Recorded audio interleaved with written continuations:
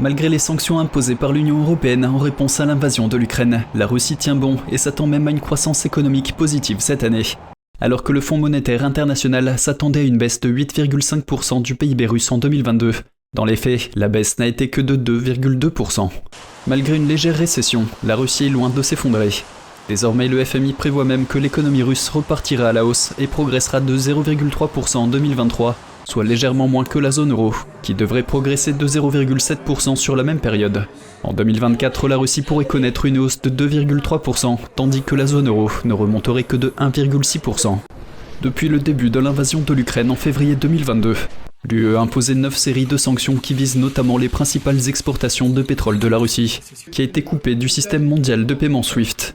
L'UE travaille actuellement à l'élaboration d'une 10e série de mesures. Pour le moment, toutes les sanctions ont été prolongées pour une durée de 6 mois. Cependant, trouver un accord entre tous les États membres de l'UE sur de nouvelles sanctions devient de plus en plus difficile.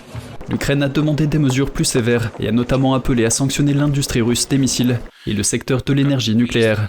En outre, l'UE envisage d'étendre les sanctions à l'allié de Moscou, le Bélarus, que le Kremlin utilise comme relais à l'effort de guerre russe contre l'Ukraine. Toutefois, les détracteurs des sanctions les considèrent comme contre-productives.